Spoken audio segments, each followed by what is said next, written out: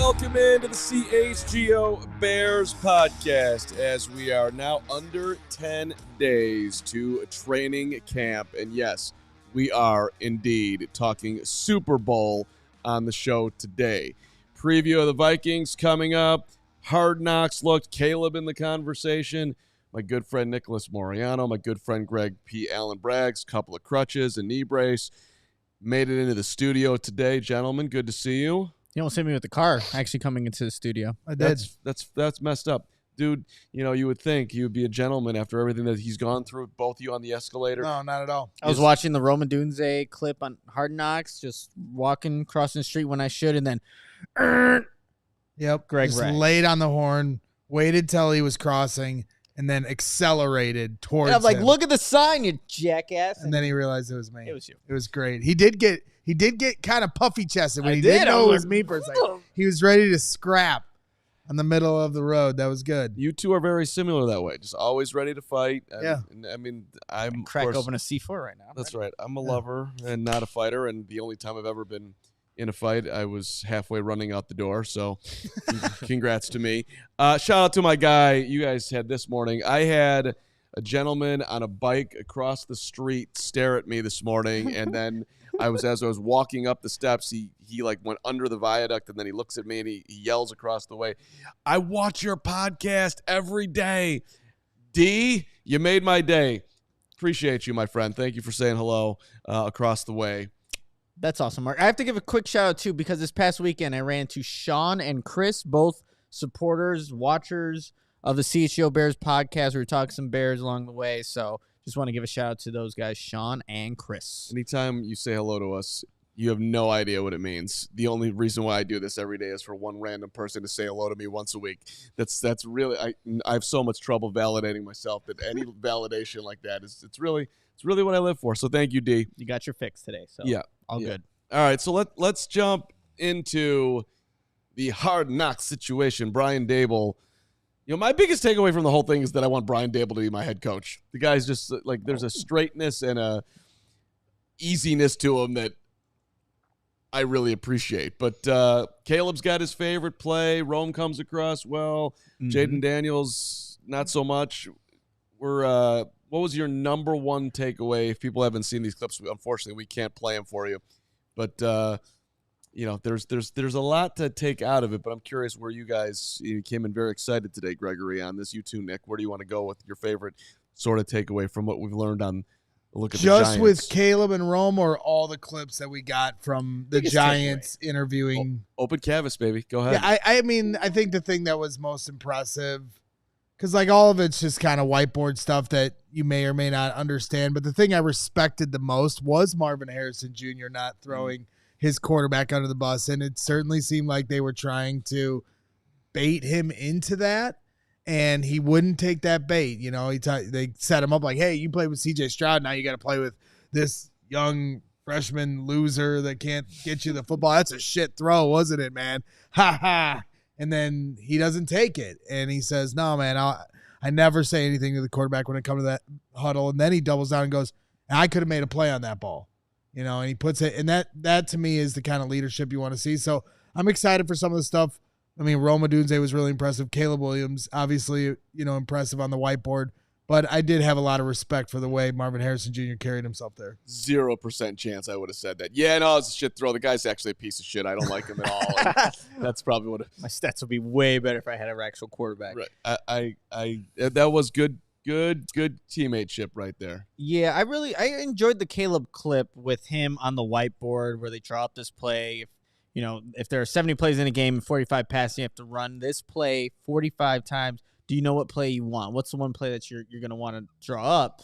And he runs this trips to the right where the inside slot runs a fade, then the slot receiver runs a stick route, and the outside guy runs a 10-yard stop route. And then how Caleb is describing what happens when there's two safeties there. Obviously, he knows the details of the play, but then Daboll's like, okay, so what happens against like cover two? Like, what are you going to do?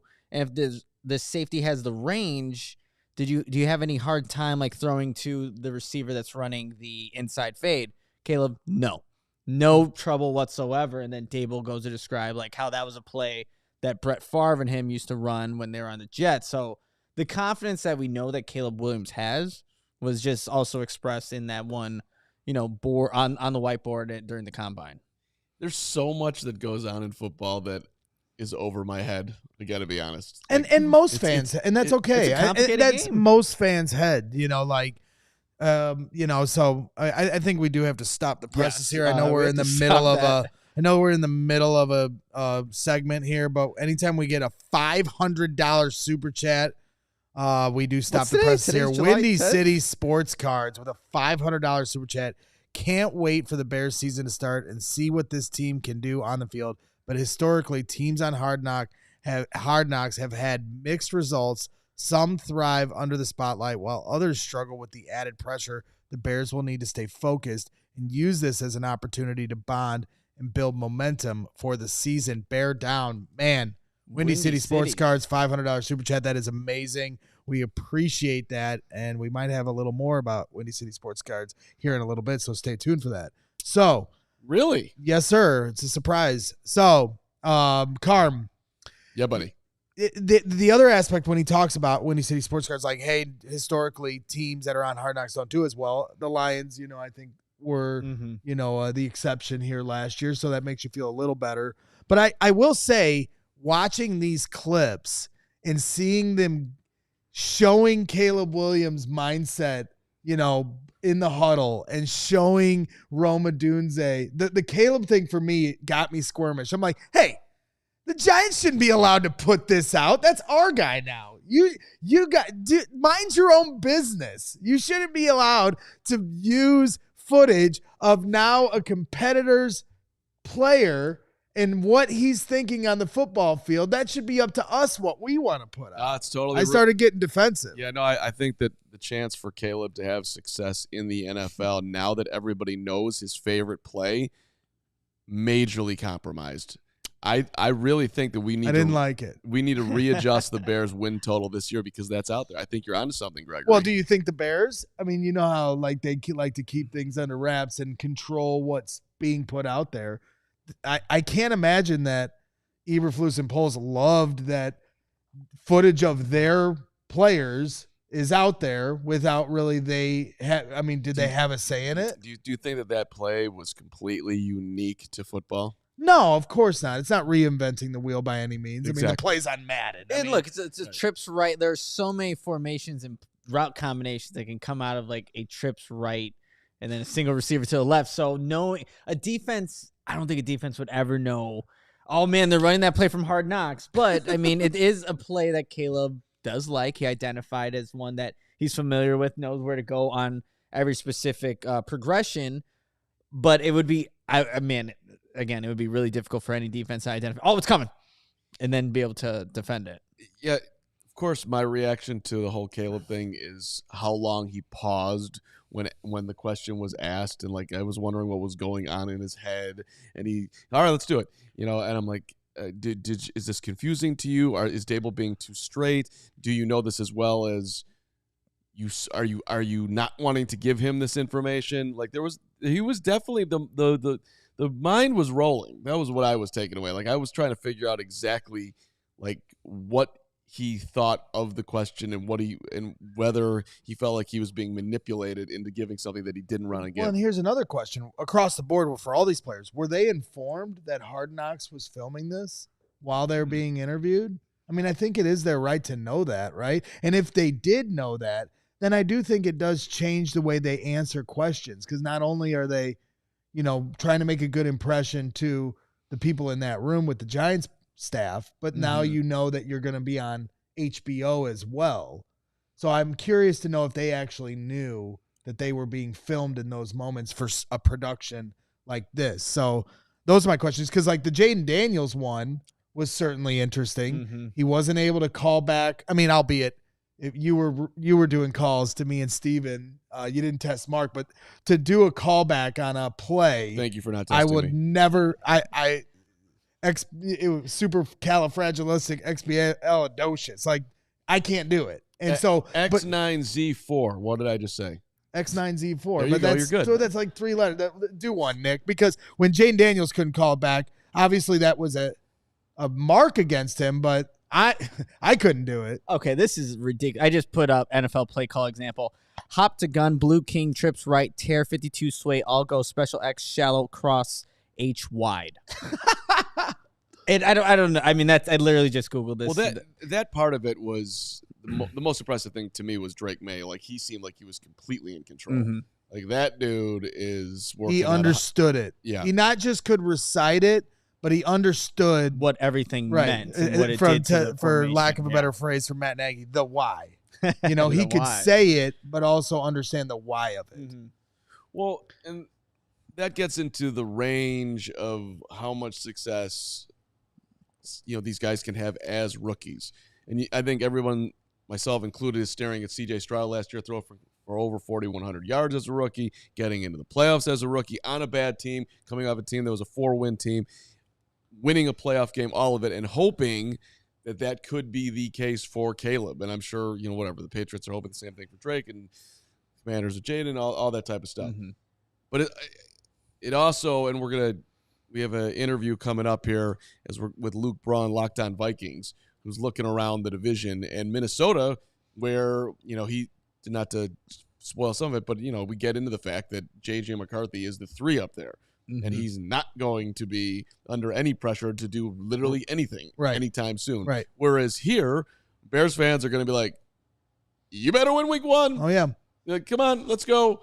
Balance, no balance, whatever. Let's go, Caleb. Let's do it. And it's like, there's layers of expectations for Caleb. 1, you got to live up to breaking this quarterback curse. Mm-hmm. 2, you got to live up to a team that has expectations because they finished the season strong with Montez Sweat. 3, you got to justify to a segment of the fan base that thought they shouldn't get rid of Justin Fields and bring in Caleb Williams. So you're justifying that decision for Ryan Poles there. There's so many different layers of pressure and expectations for Caleb to overcome in a rookie season where he has so much to learn and chemistry to build. It's going to be interesting. You know, I think the other aspect where you talked about, like, you know, Carm, where you were saying, you know, I didn't understand, like, when they're doing the cadences, I'll never understand that. And what I was going to say earlier is, like, that's okay. Like, I feel like with football, we have kind of evolved to a different level of everyone has to try to be the smartest football fan of all time, you know, especially on social media. It is interesting to watch that kind of thing and try to understand the true X's and O's of the game. And the more you understand that, the more I think you can appreciate the game. But that's not a requirement either, you know. And so Jaden Daniels failing at that is his job. But it isn't every fan's job to understand what Jaden Daniels is trying to understand. If you want to be the type of fan that just sees ball, watches ball in the air, receiver catches the touchdown, so be it. But if you want to be a guy that breaks down the tape, breaks down the film, understands it all the way to its nth degree, that's cool too. Bo Chanton. Your boy Boogie. Bo Chanton, for sure. Those guys. Yeah, the smart ones. That level. But yeah, Jaden, he couldn't do the callback, didn't understand where the correct read where you was need to go on a specific Then defense, when Brian Dable goes, okay, and what do I want from you on this? He was like, well, to throw a touchdown. And it was a slick answer, but it was also a tell that he didn't know what the answer was. And Dable kind of threw him a bone, was like, yeah, I like that answer because it showed his confidence, but it did show that his, you know, lack of understanding of what Dable was trying to do. And to your point, Drake May nailed it. And I think, too, like going back to what you were saying, Greg, did these players know about whether or not Hard Knocks was filming? I would think regardless, if you knew or didn't know, being more specific on those types of responses puts you in a better light that you know exactly what the question is, how to best answer it. So if Jaden Daniels had responded with, you know, not the touchdown answer, what do you do against cover 1, but, oh, since the safety's going over to the right, to the strong side, I throw back, whatever it may be. Like, I think that would make him look better as a quarterback. But again, it doesn't mean that he won't be successful in the NFL because he didn't answer that type of question right then and there. Well, fair. One of the things that just to underline that was interesting was the Giants very much wanted to move up to get Drake May. Which we can talk about later because there's a little bit of that conversation with Luke Braun and the Vikings as well. So we can come back, circle back to that for sure. We absolutely can, Gregory. And again, Luke from Locked On Vikings coming up at 12:30. Super Bowl talk coming up in 2 minutes, which I am very excited about, and also extremely excited about going to London. And if you don't come with us, I'm going to hunt you down at this point. That's what I'm thinking. London I'll join voice you while too. you do this read. What's that? London voice while you do this read. Oh, okay. Well, yes. Thank you, Gregory. It's an excellent point. It is hard for me to let go of my trip to London because it was just so lovely, and I made so many friends over there. Botswana, Enrico, and Timmy at the Farrell pub. We really had a lovely mushroom. It's funny. I love all your impersonating voices. I just don't love your actual voice. Yeah. That's unfortunate for you because you're going to get a lot of that.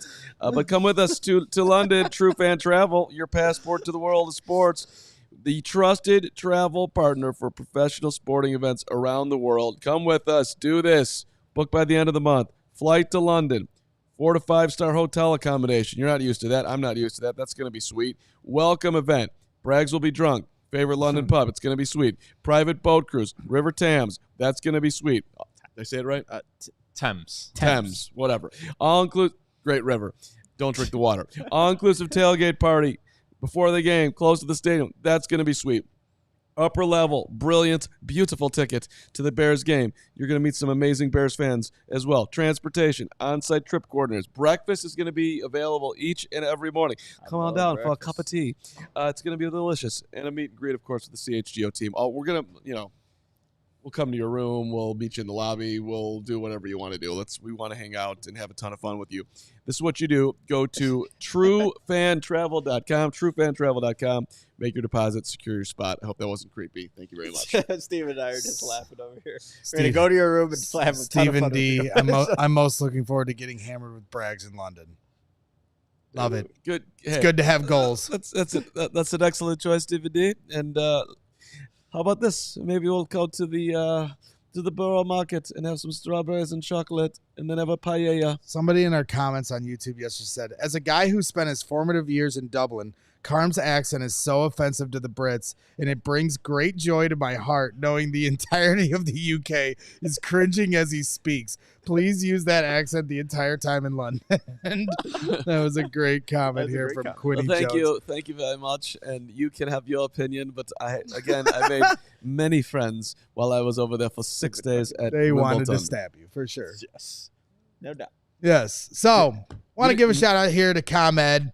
It's getting easier for businesses to switch to electric vehicles. That's something we can all get behind for the health of the planet and the well-being of all of us who share it. That's right, Greg. The electric grid is evolving to meet your cleaner energy needs as we all move with confidence towards an electric tomorrow. Whether you have one delivery van or a whole fleet of shipping trucks, ComEd can help guide you to make the changes that make sense. So what should business owners do? They should go to ComEd.com/clean to learn more about the resources, fleet rebates, and infrastructure incentives available to help businesses go electric. If you own a business, don't wait.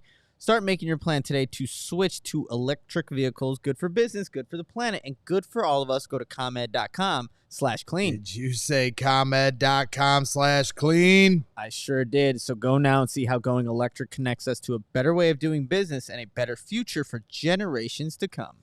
Good work, everybody. Appreciate it. Show's over. Your boy Boogie Con, we need to get the fade. I told you that. You got to get the fade. I get the fade, huh? I'll take you to where I get my haircut. You'll get you a fade. No. Everyone's going to get fades. I got Sheena at Midtown. She's doing phenomenal work getting me to this point. She can go to the next level. All right. Love to see you in Midtown. Getting it done. Thank you to my friends at Midtown. All right. So, Connor Orr covers the NFL, Sports Illustrated, senior writer.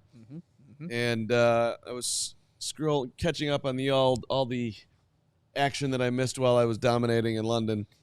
And his piece was written about 12 teams that could, if everything goes right, win the Super Bowl this season. Mm-hmm.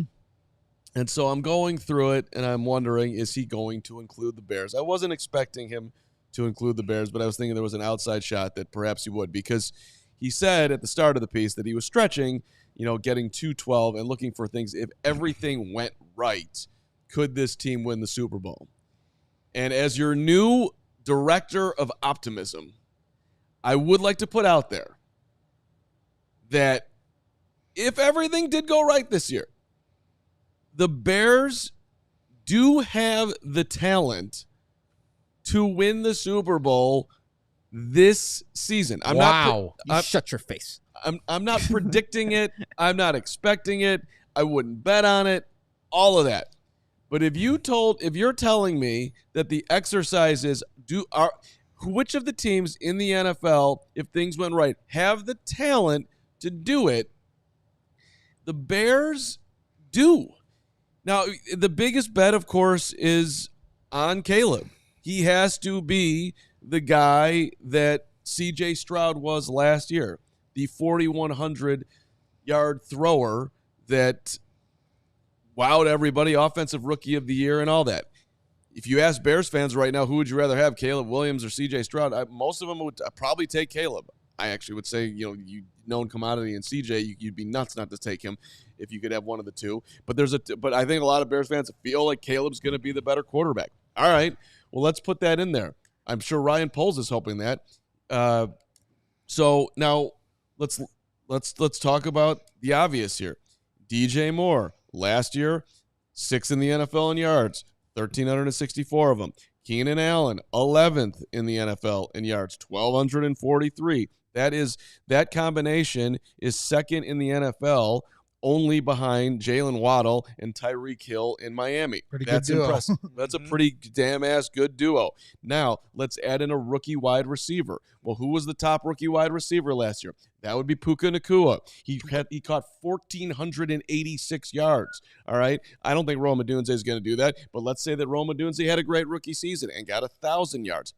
Now you've got an insane 3-lot that your rookie quarterback, who you're hoping can get up to speed super fast, gets up to. That offense right there, we're not even talking about the running back room. We're not talking about the tight ends. That would stack up with an offense that is good enough to win a Super Bowl. You look around, go to the Texans playoff team last year. They had Nico Collins with 1,297 yards. Who was next on their team? Like, if you look at their team last year to now, their next would be Stephon Diggs coming in this year. So, and still, adding in a premier wide receiver right there, you only get to 2,480 when you add up Collins and Diggs from last year. So, okay, let's go defensive side of the ball. Where do the Bears rank? Montez Sweat was 10th in the NFL last year in sacks with 12.5. Mm-hmm. He was 16th in tackles for loss with 14. TJ Edwards was 7th in the NFL in tackles, 155. That's too many. You'd like to see more up front, but it's still a damn-ass productive linebacker. You got to get takeaways right. Bears had 3 players tied for the 7th most interceptions, 4 apiece. Jalen Johnson, Tyreek Stevenson, Tremaine Edmonds. Again, hard to predict turnovers, but these are keys to the defense. TJ, by the way, was tied for 25th with 3. So you had 4 guys with 3 or more interceptions. Pass deflections was an interesting category that I was looking at. Who was 5th in the NFL, tied for 16 pass deflections last year? You want to gander a guess on that? I wouldn't have gotten this. It's Tyreek Stevenson. Bang, it's Tyreek Stevenson with 16 of them. All right, that's a hell of a year for a rookie right there. Yep. They were targeting a ton because you have other quality corners in Jalen who got paid, who I'm not taking any chips off the table there. Same thing with Kyler. That is impressive. So, but go ahead, finish. What I'm not saying is what? Go ahead. So what we're missing is another pass rusher. Yeah, the trenches. The trenches. The trust in the trenches. Correct. Like, if you're saying everything's going to go right, that means that it, to me, includes either Austin Booker having a Renaissance rookie year, or they're bringing in another pass rusher to add to the talent that you need, because while you need takeaways to be a great defense, you got to be able to get to the quarterback. And the last time the Bears played against the Green Bay Packers, they could not get to Jordan Love to save their life. Right, but exactly. But I'm saying that, look, my point is this. Can you make an argument if everything goes well that the Bears have enough high-end talent? Yes, and you know what? You can. Yes, why? This phone is going off on the show. What it's is probably that? Yours. Yeah. But the reason that you can make this argument, that I think, where if everything goes right and they have enough talent, not every team's perfect. Like I say, okay, they need another pass rusher. Who knows if they can stay healthy on the offensive line? Well, that's every team. There isn't a team in the league that has a perfect roster across the board. You're going to have holes here and there, and because you have great players, those cover up other deficiencies on your roster. That's the idea of having great players on your team. Let's hope that Caleb Williams is that great player for the Bears. I mean, do you think that this is way too optimistic to like if everything went right? This is what I was going to say. The number one reason I feel like if everything goes right, where the Bears have a shot is they're not in the AFC.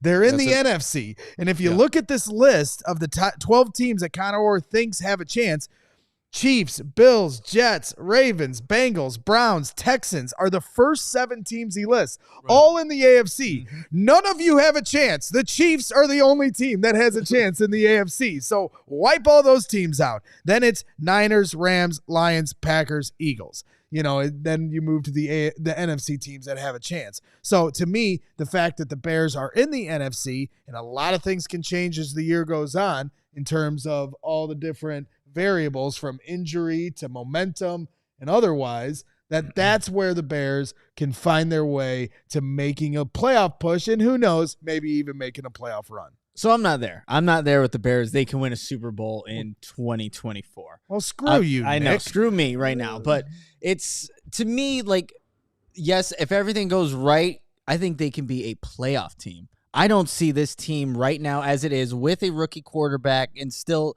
the first year in this offense. You have star players defensively, but I think the big thing is the trenches here. Because you look at a team like the Chiefs, the trenches with Chris Jones, you have a solid offensive line, and then you have Patrick Mahomes that can make up for the holes that may be on that roster. I mean, we think Caleb Williams can get to that level, but I don't envision that being the guy in year one for this team. They just need to get out of the NFC North because the NFC North is going to be a battle itself. So to think that they can be are they better than any of the 12 teams that were mentioned in Connor Orr's article right now? Like, would you have them slotted in front of any of the teams? Again, Chiefs, Bills, Jets, Ravens, Bengals, Browns, Texans, 49ers, Rams, Lions, Packers, Eagles. I'm not making the argument that he got the order wrong. I'm not making the argument that like this is some completely like Connor's just completely sleeping on the Bears. But I do think he is sleeping on the high-end potential Bears. Like, Nick, to what you just said, you don't think that the Bears could be a 9-8, 10-7 playoff team with a mediocre 3,300-yard Caleb Williams and a defense that's just freaking good, and you're eking out wins? Like, I think the season very well could. Yeah, they could be that. But I think the question is win a Super Bowl, right? Well, do you think? I don't think that's the case. But that's where Caleb's got to be great. Well, nobody's beating the Chiefs. That's the thing. It's like if you're gonna put whatever NFC, like nobody's Patrick Mahomes taking you down. So let's say Mahomes, gets banged up. Not wishing injury upon anyone, but like in the world that we take them out of the equation, now everybody has a chance but the Chiefs. So to me, then the question is, last year, do you think that the Bears can be the Lions of last year? So let's talk about the Lions. Yeah, it's a good question. Because to me, they very well should have made the Super Bowl. They slipped on the banana peel against the 49ers.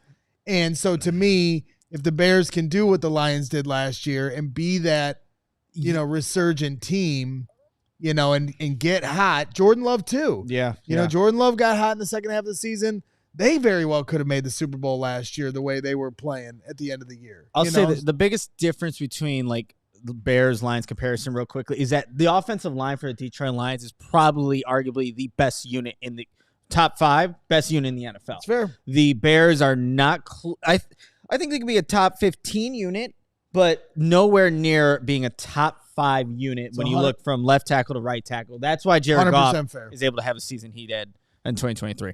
Yeah, and to wrap this up, I'm not saying it's likely. I'm not betting on it. I wouldn't bet money on it either, yeah. And if you asked me, like, not to end this segment with a dud, but if you were going to ask me what's more likely, the Bears missing the playoffs or winning the Super Bowl, I'd take missing the playoffs. Yes. But again, if you want to talk about what could go right this year, like I would bet I would have more confidence on this team because there's a huge unknown in Caleb in this team winning the Super Bowl than I did in the 2018. Well, and I think meeting in the middle is most fair. So being the Packers of last year and winning a playoff game, the Seahawks in Russell Wilson's rookie year winning a playoff game, I think that's the trajectory that is the most reasonable and realistic for highest possibility. Do you agree with that, though, that because Mitch Trubisky was the quarterback, even though you had a dominant defense, that you would bet on this team over that team to win it? That's what I'm talking about when in terms of momentum. That team had so much momentum, and if they had beaten the Eagles, every player on that team to a man was saying they were going to run over the Rams that next week. So team was so inconsistent. They sucked. I hated them. It was annoying. Thank you. Bears. Caleb, 2024. All right, hey, get ready for the season ahead with quality shades built to last. Our friends at Shady Rays are here for you, and they got you covered with the premium polarized shades that won't break the bank. Shady Rays, the independent sunglasses company offering a world-class product rated 5 stars by over 300,000 amazing people, including Greg Braggs. Their shades have durable frames, crystal clear optics, making them the perfect choice for all outdoor adventures. They've got your style. They've got your favorite team colors. Nick just bought a new pair yesterday for training camp, which are incredibly sweet. The rival Shadow Mirage polarized sunglasses.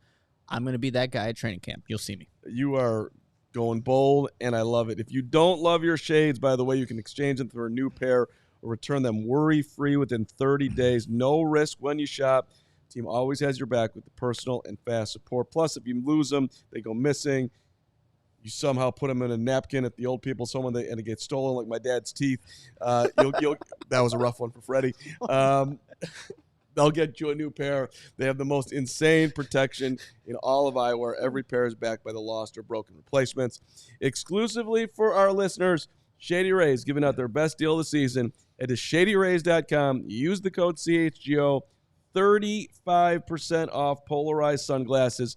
Try for yourself the shades rated 5 stars by over 300,000 people. Everyone go check out Shady Rays, but also you gotta check out C4. You can elevate your performance with energy that hits. C4 Performance Energy powers explosive energy with 200 milligrams of caffeine and provides enhanced endurance with carnosine beta-alanine, made with clinically studied ingredients, 0 grams of sugar or artificial colors, and carrying the NSF Certified for Sport label. C4 Performance Energy is the athlete's choice for elevating performance. And C4 Performance Energy, you guys, fights muscular fatigue and powers enhanced muscular endurance with energy you can absolutely feel. And again, C4 Performance Energy, it's available in a wide variety of amazing sugar-free flavors, including delicious collaborations like grape popsicle, strawberry starburst, and orange creamsicle.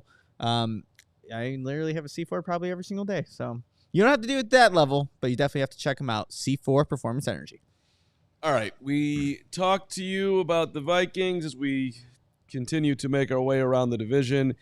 And I got to tell you, Luke Braun knows his stuff. He has a great football mind, in depth. If I had to bet what Luke Braun is doing right now, he's watching film of someone somewhere and looking at their footwork and figuring out whether they've got the flexibility and the shoulder capacities to be dominant. So this is we're going to have an interesting follow-up to this too, because he brings up a lot of points on the Bears that I think might perhaps make you a little angry / nervous / Dems fighting words, but it's a really good conversation. Yeah. So he does a great job, whether you agree with him or not. And I think it makes a lot of good points. So yeah. And without further ado, we bring in our friend Luke Braun, Locked on Vikings, a borderline regular this time of year on the CHGO Bears Podcast. Luke, we appreciate you taking time. So, Luke, who's the better quarterback, Caleb Williams or J.J. McCarthy? I mean, Caleb Williams is a better prospect for sure, right? But who's to say? We all thought that RG3 would have a better career than Russell Wilson, right? Well, let me ask you this. I mean, yeah, right into the firing line with this, and we're excited for this, see these two quarterbacks ascend together and see where they go. But let me ask you this. When there was talks of maybe the Vikings moving up to 3 for J.J. McCarthy, were you a proponent of that, or was that something that made you nervous? Without blowing up anybody's spot, I knew that wasn't real. I knew that if they were going up to 3, that it would be Drake May. The idea that it would be for J.J. McCarthy was people who had heard that the Vikings liked J.J. McCarthy a lot. They fell in love with him, especially after they talked to him at the Combine, but they were in love with him for a while. As a lot of people have been in love with J.J. McCarthy, like at the pro circuit since he was like 16 years old. So I knew that the Vikings were really in on him, and then the rumors that they were trying to move the Patriots off of pick number 3, people just kind of connected those two dots and said, oh, they love this quarterback. They're even going to trade up for him. But they loved May more. They like that. I mean, that Josh McCown coached him in high school back in the day. Drake May was the dream of dream scenarios, and they moved as much heaven and earth as they possibly could to try to get the Patriots off that pick. But, hey, if you're looking at your franchise quarterback, you're just going to take him. So Patriots said no. Vikings said, okay, we're going to call New York's bluff, because if New York takes J.J. McCarthy, we would rather risk that than pay what it takes not to. And so they chose to call New York's bluff. They were right. And then he ends up falling all the way. They had heard some other rumblings of the Rams and somebody else trading up with the Jets. So they said, we'll just take that. We'll throw a fourth and a fifth at him. And now we've got our quarterback. No big deal. And we keep our first. That was huge. They really were ready to lose that other first round pick. So they were very pleased that it fell in such a way where they could still do that and then turn that guy into the third defender off the board in Dallas Turner. So, Luke, it's July 9th as we're kind of recording this podcast, but when it comes to who you envision the starting quarterback for the Minnesota Vikings to be in week 1, is it J.J. McCarthy or is it Sam Darnold going to be? No, almost certainly Darnold. Right now, what they're doing with J.J. McCarthy, so I did a whole Patreon video on this if you want to go to patreon.com/Luke Braun NFL. If you all want Caleb Williams content as well, I did him way back in February before it was even sure that he was going to be a Bear. This was before the Fields trade and all that.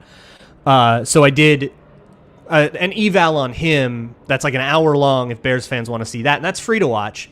But for patrons, I did one on J.J. McCarthy and what they appear to be working on based on what I can see in OTAs and like the nuances of footwork that they're having him go to.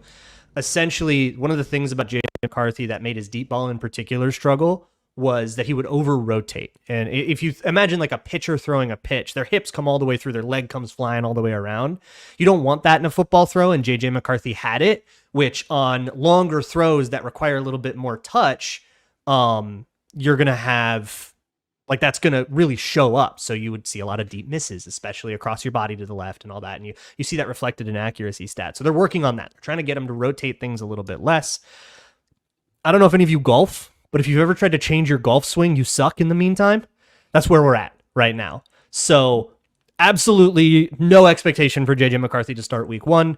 That's not the plan for him. If he finishes, if he gets his mechanics right in time and he can, and he's better than Darnold and he beats, but like they don't want him to be in a camp battle. So he's QB3 right now. Because being in a camp battle makes it harder for you to work on those things because there's a little extra pressure on every throw. What if I lose my job because I throw this interception because I'm in the middle of changing my mechanics? So he's not even fighting for QB1 right now. It's going to be Darnold until it isn't. That's interesting that they bumped him all the way to QB3 because the Bears went through this with Justin Fields and they couldn't decide where they'd put him from a rep standpoint, whether it be QB3 or QB2. They didn't want to have him as a starter. And then they hemmed and hawed to try to decide QB3 or QB2. Who was 2 back then? Well, they had should have been Nick Foles. Right. They had Dalton Andy and Foles. Yeah. Dalton and Nick Foles. And so then they moved him up to QB2, and then Andy Dalton gets hurt in the second week of the season. And now all of a sudden Justin Fields gets catapulted into starting. And maybe it was you had that Browns game that was that was kind of broken. Yeah. So it's interesting that the taking that route.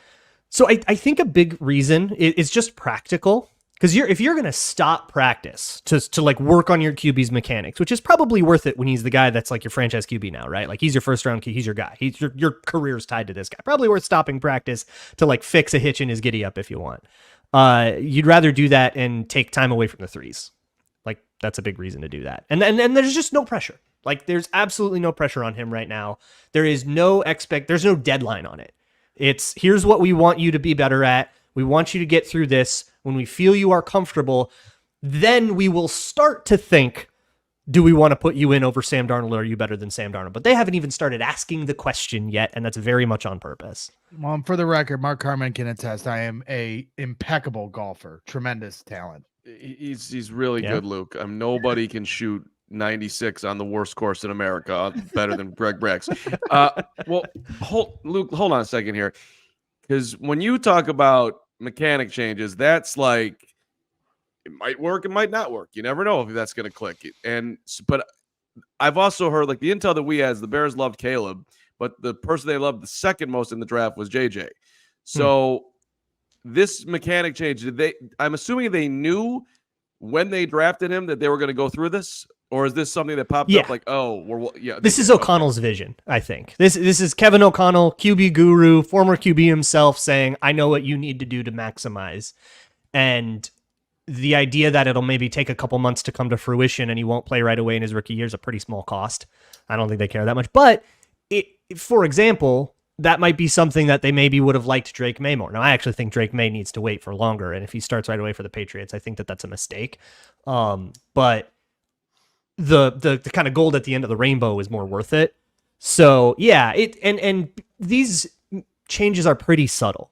This is not what I think, like with Fields, you had to teach him how to think a little bit and how to, you had to change his habits. And this is it's very similar to what I had to say about Caleb Williams as well, which is like, you need to teach him how to play ball when everybody's as fast as him. And how to kind of navigate a much different world with much different angles. That's going to be a learning curve for Caleb Williams as well. And whether you want him to do that, on the third team where there's no pressure and there's no stakes, or whether you want him to do that in live action, I think that's very debatable. And you could ask 10 different coaches and get 10 different answers about why. But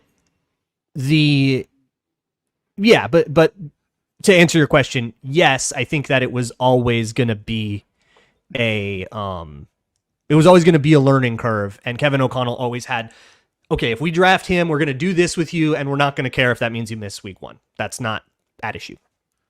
Luke, to kind of further this conversation, to move on just from JJ McCarthy and the quarterback, when you look at this Vikings roster as it stands today, what are the biggest weaknesses but also strengths that you see on this 2024 team? I mean, so the pass catchers are going to be the strengths. Everybody's corners are going to be really stressed out. Justin Jefferson, Jordan Addison. People are talking about Jordan Addison like he's taken a step forward as well. And I think he almost had 1,000 yards last year. He got hurt a couple of times, or he missed like half a game.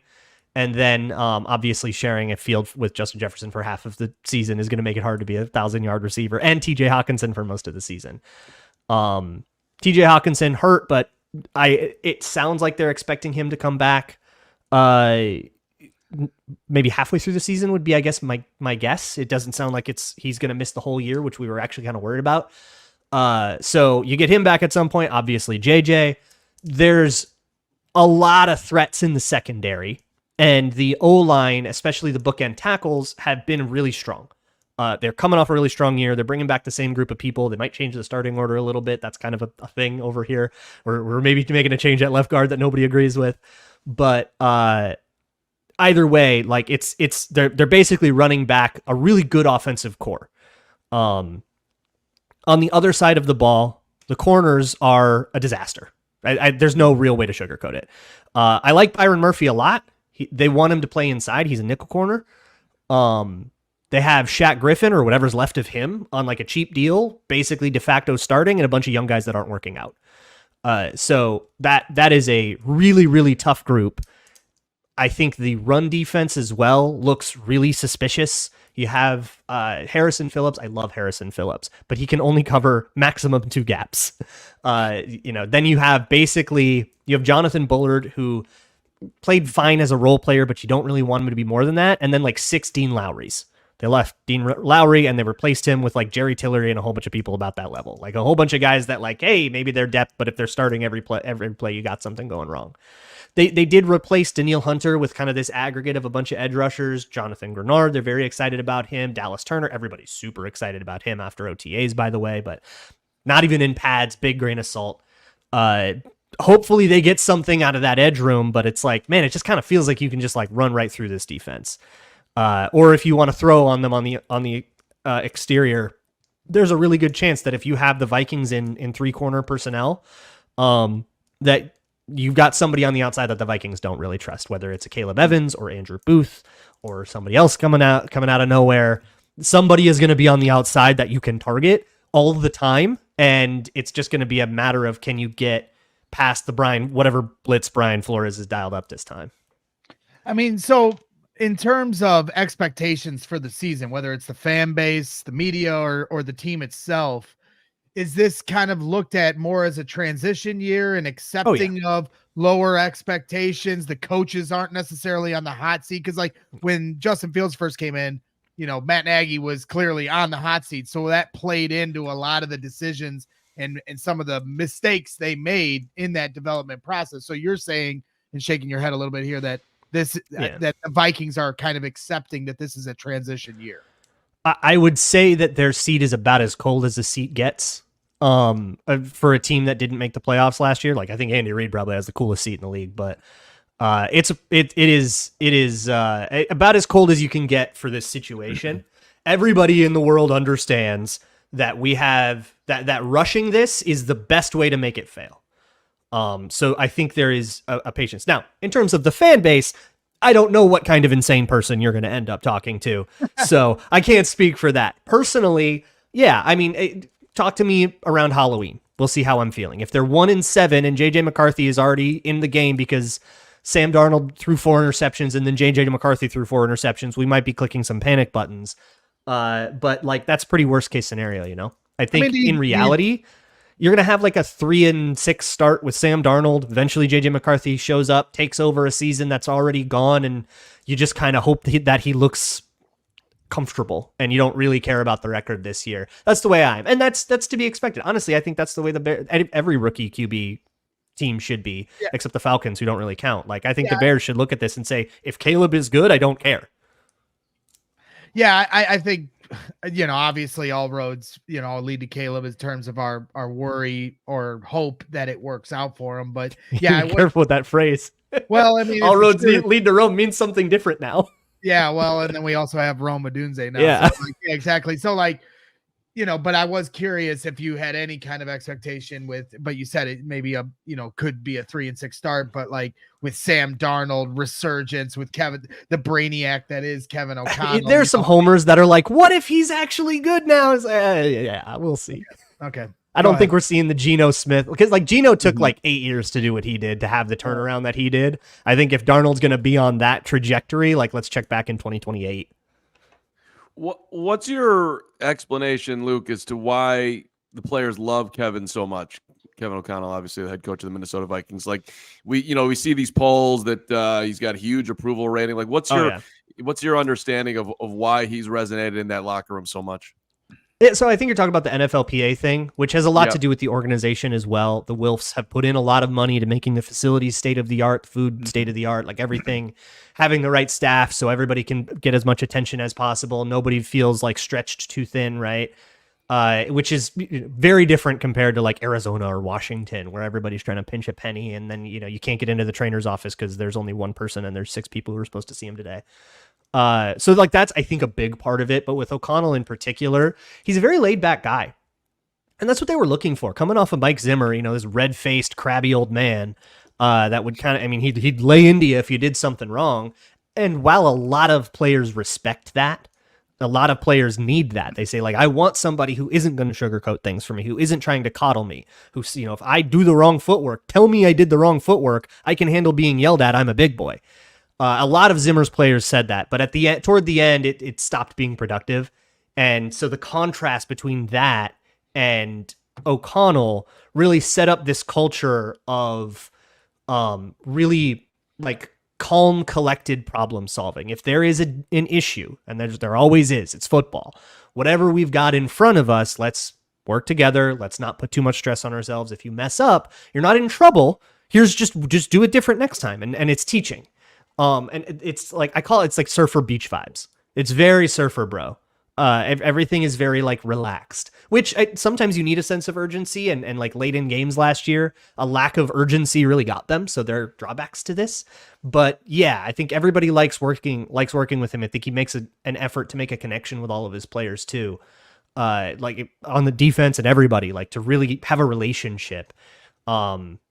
That's kind of what you get with like a younger guy too, who can like really relate to it. I mean, he's in his 30s and players are in their 20s. Like, you're not that different. It's just like I can tell you this. I always love going to US Bank Stadium to cover games there. It's the best stadium, I think, in the league. But one more beautiful. question for you, Luke. You know, you got Vikings add Aaron Jones, a guy that traditionally like destroyed the Bears defense. What are your expectations for what he can do to that Vikings rushing attack? Yeah, people are really stoked on him. He does not look like he is old and slow in OTAs, at least. He's like the speed is there. It looks like he's fresh. You always have to temper it, but because, you know, who knows how fatigue is going to affect him. And especially because of that injury history, how much of him are you going to get? When he's on the field, I feel great about it. But you kind of have to just pencil in 2 games where he's not going to be there. But yeah, I mean, he's going to be the bona fide bell cow. You'll probably have 2 drives a game where Ty Chandler, the backup, will come in and spell him. But otherwise, if he's healthy, he's in. So we're excited about him if he stays healthy. That's, I guess, the way you have to put it. Who's winning the North, Luke? Probably the Lions again, honestly. I think the Packers could take it. There are some questions I need them to answer before I really like fall in. And then I think with you guys and us, I think we're our eye is more on the future than the present, and that's okay. Yeah, and that's definitely where I wanted to go with you on this, because last year at this time, you know, 3 in a row, I had you and Matt Derry from Locked On Vikings and Peter Bukowski from Locked On Packers and Bears. Right, fans, you guys made the rounds. Yeah, we made the rounds here, and you guys just do it. You guys do a great job. And at the time last year, Bears fans, as we always do every offseason, getting very puffy chested, writing checks that the team was going to have to cash. Oh, yeah, because it started against the Packers last year, right? So there was like all this trash talk leading up, and then it was a blowout. And we all most Bears fans across the board, except for one Mark Carman, were just adamant that the Bears were going to have a great year, and Justin Fields. Yeah, I remember that. He was going to finally the potential. They're still saying it in Pittsburgh. He's going to take over for Russell. Surely this year. And you were critical when you came on, and you had your questions about Justin Fields. And people can go back to the comments on the video I had with Luke last year, mad? Where people were like, "Hey, what does this guy know?" And you know what? At the end of the day, you proved to be right. So credit to you. So now I want to ask you again, like, coming into this year, you said you did a breakdown of Caleb Williams, but just in totality, you'd say the Bears are looking towards the future. But what Ryan Poles is doing now, it completely rebuilt this roster, changed the whole look, bringing in all these different weapons, you know, Keenan Allen, obviously, and Gerald Everett, DeAndre Swift, Caleb Williams, of course, and everything that's coming together. Montez Sweat's here now since the last time we spoke. Are you buying what Ryan Poles is doing with the Chicago Bears and seeing the vision that Bears fans think that this could turn into something special here very soon? I think it's been too slow. I think that's my critique of Ryan Poles, is that he did a lot of amassing assets, but without the crazy like leap up push toward excellence and greatness and contention that you're supposed to see with that. You know, all I heard this time a year ago was how much cap space the Chicago Bears had. But I don't even think they had the most active free agency, maybe not even the second most active free agency in the NFC North. So what gives, right? It's not like the old Ryan Pace draft classes gave you a whole bunch of guys to extend, right? That was my thing with Ryan Poles, is like, if you're kind of tearing everything down so you can liquidate everything and get a pocketbook full of money that you can go and draft picks that you can go spend on stuff. Okay, where is it? Where is this like spending spree? And you bring in like, what's his name? Edmonds, the linebacker. Yep. And so it's like, it's been too conservative. I want to see him get more aggressive with this, because right now they are the 3rd best team in the division, probably. After all that rebuilding, you've rebuilt to be the 3rd best team in the division, and like maybe you sneak into a 7 seed. Is that where we're topping out?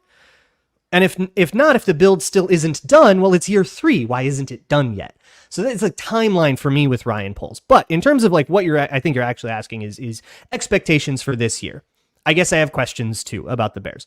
The offense is, I think, built the way it wants to be built. The defense still feels like it's a ways away, but the offense feels like this is what it is clear what Ryan Poles' vision was.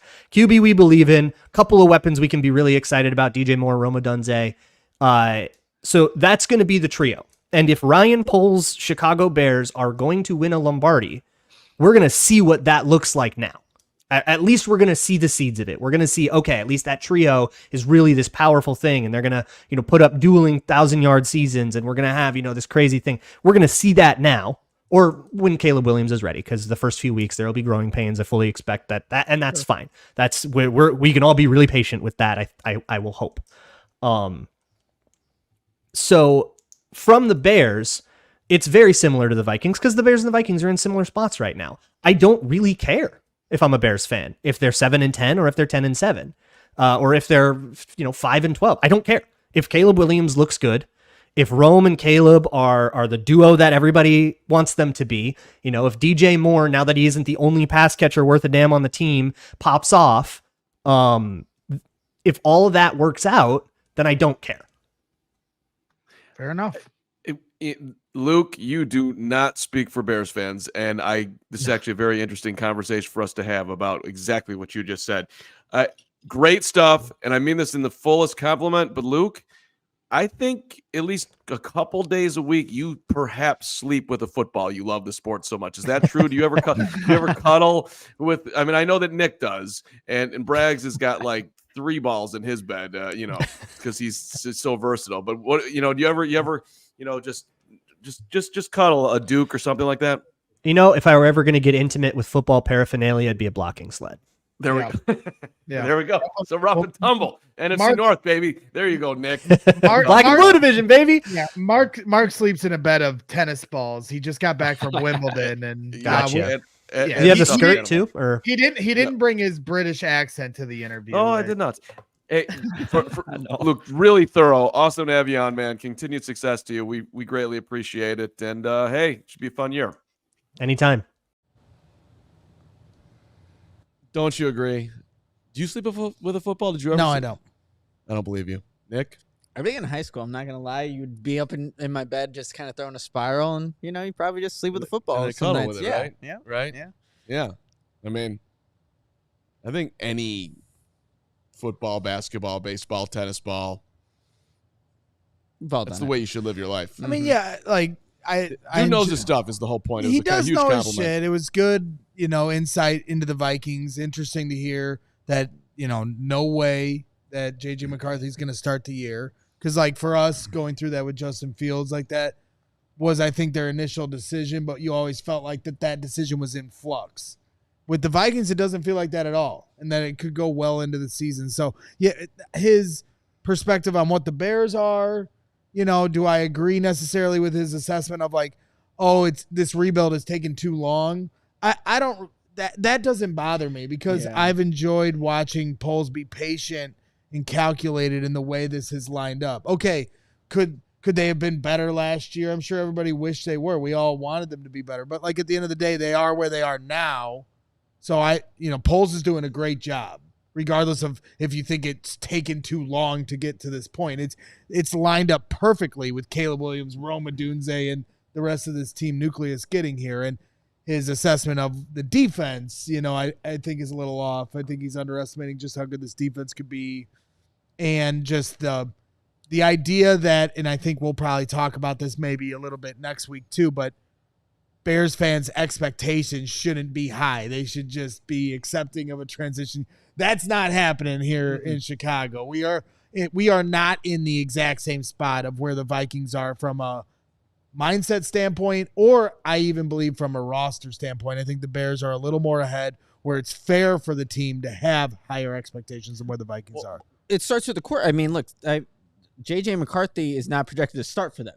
Caleb Williams is starting. He is the number 1 overall pick. So that's why there are these expectations, because of what he is as a prospect and what he can be in the NFL. So I think that's where there's a huge difference. And to kind of go back to the roster building real quick, I mean, again, Ryan Poles inherited this Bears roster in 2022, and your pass catchers were Darnell Mooney, Velus Jones Jr., Dante Pettis, and Chase Claypool. See where they're at now. They are. I think the rebuild, this is where you need to start seeing the progression of this roster and everything that has been put to make it to what it is at this point start to equate to wins and potentially playoff berths. So it does need to start now. I just think it's interesting, wrapping it up, and appreciate everybody being with us today. Big time guests coming up sometime soon. Is it tomorrow? What? Are you off tomorrow? Yes, sir. We're going to miss you.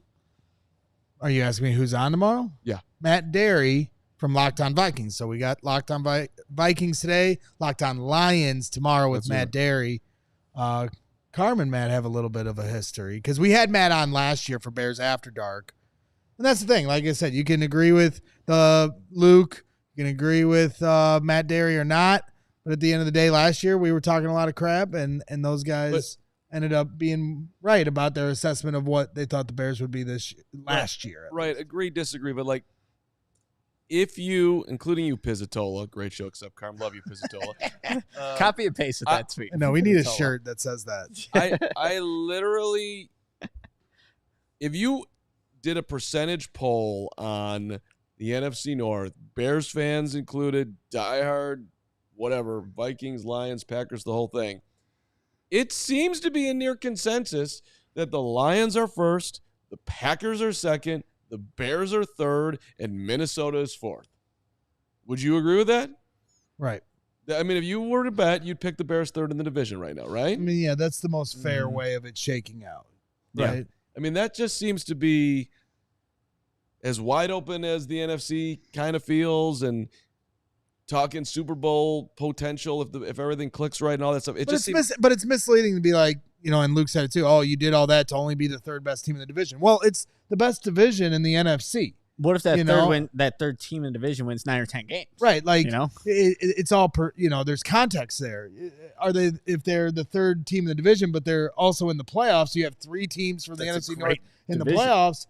That's going to be a really competitive division and a battle-tested 3 teams entering the NFC playoffs. Mm-hmm. Right, but you do need to win your division, at least in theory, to win the Super Bowl. I get that anything can happen in the playoffs. And anything can happen. I mean, the Packers and Lions last year, it could have easily been the Packers to take down the Lions. Sure, but you would like to be the best team. You would like to be. We're the top team. But that's what I'm saying. So first through third, just like every football game is decided by 3 points or less, this division is going to be thin margins, for who's going to be the team that's number 1, number 2, and number 3. The margins aren't going to be that wide, in my opinion. Hopefully not.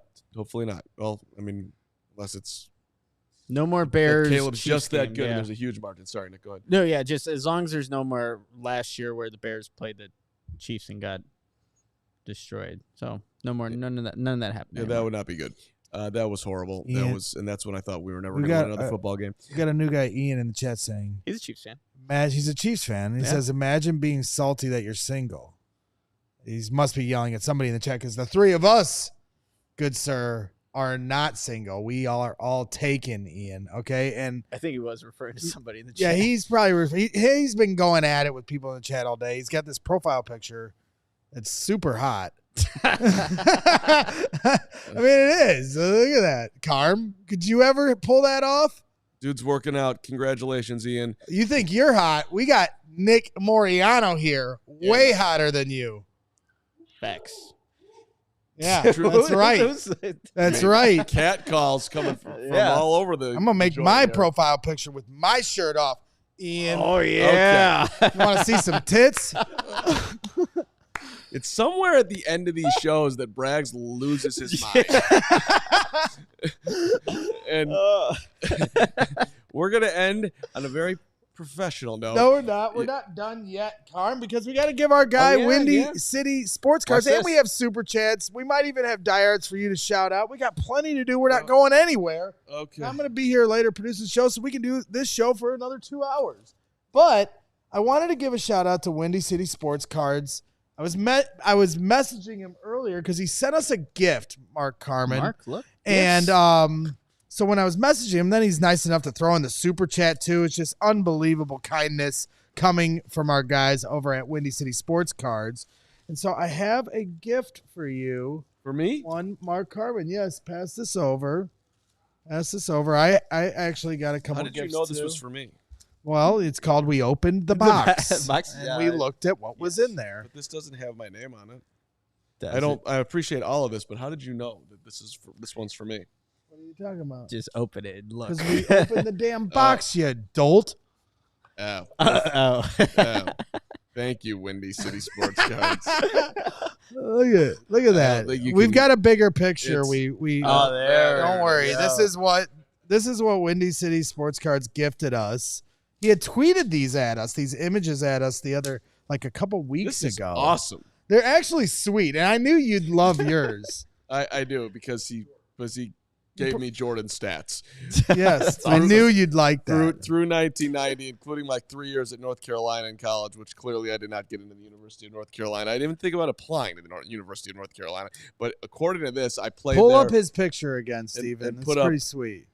Look at the Jordan stats. What years were those that you played for the Bulls, Mark? Well, of course, 84 to 98 with a slight turn down to baseball. But, he's got the stats right here. 37, 135. A rookie card, That's too. I mean, dope. that's valuable. Yeah. This is big. Someone's gonna want that, Mark.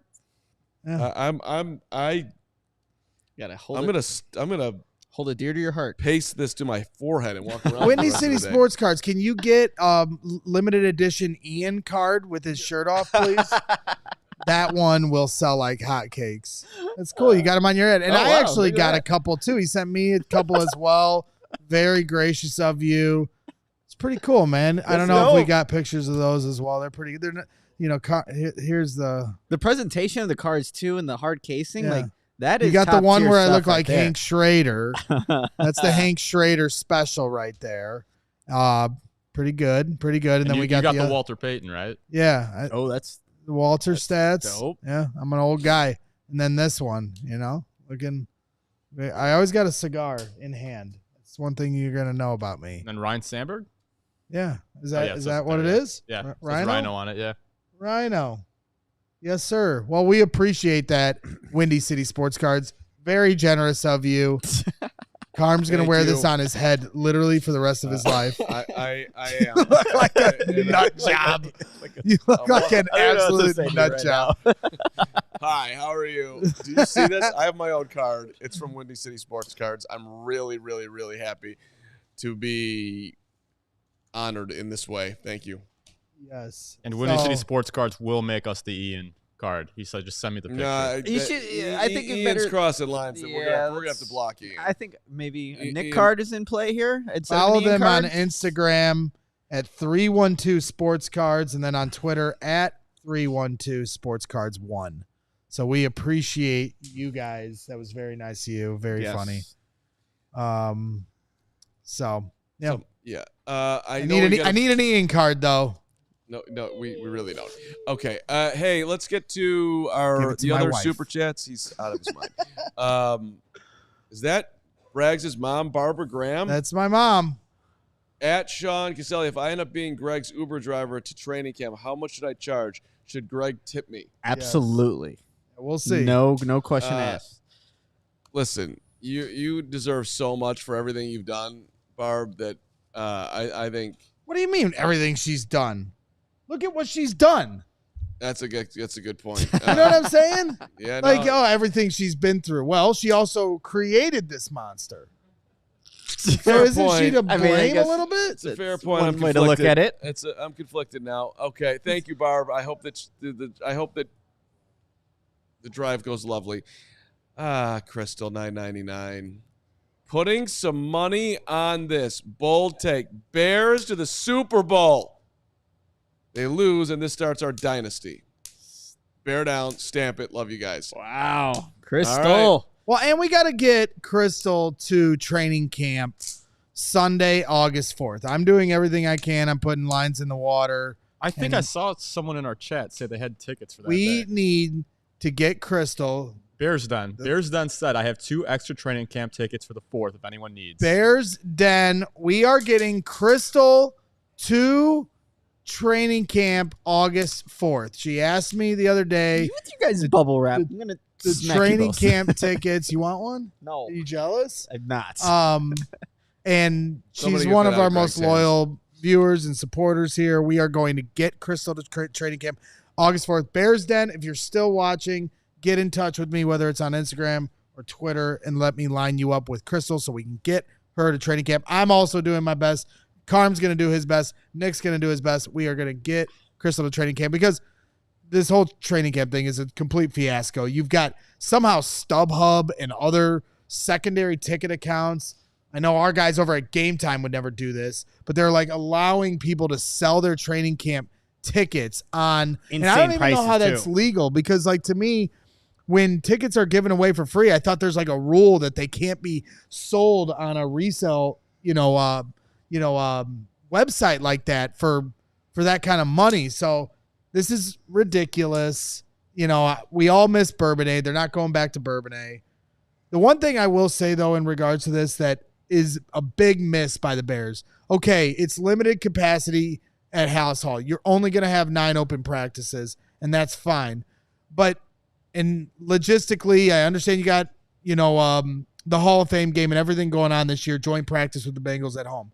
But getting rid of Family Fest at Soldier Field is a missed opportunity for a couple different reasons. For all the people, the thousands of Bears fans that missed out on training camp tickets yesterday would be able to then at least go to Family Fest for a practice.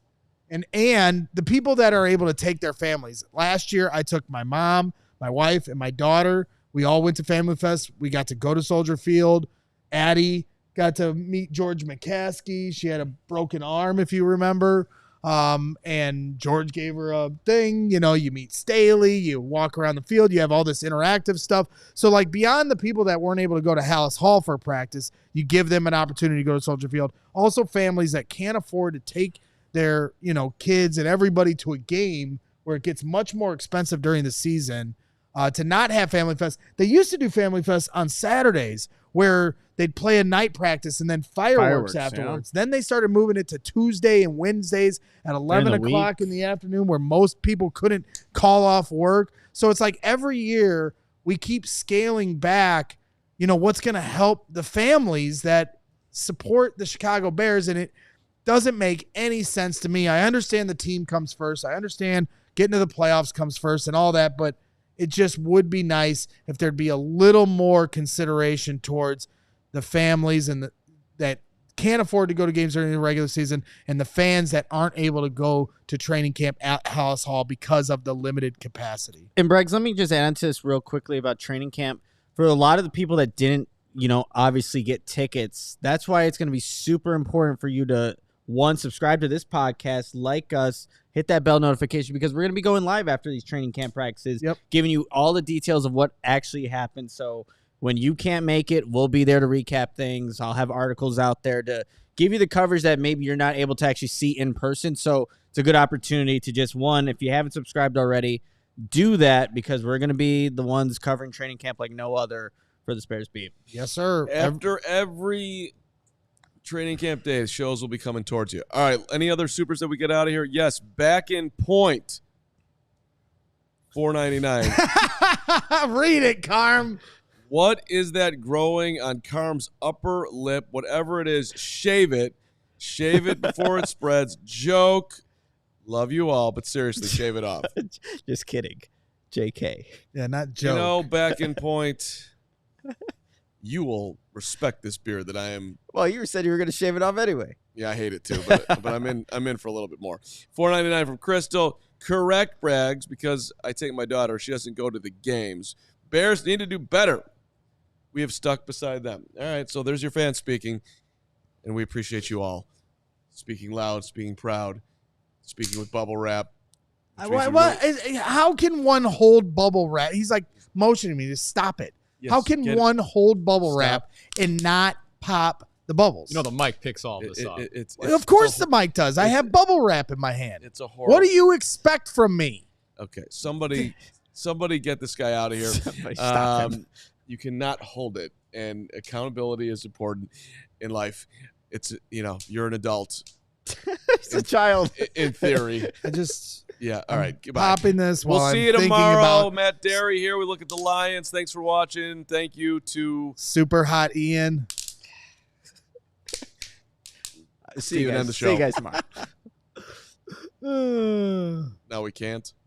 The on screen's gone. We're just going to have to finish. We're never going to finish this show. We're just going to be here until I produce the Bulls.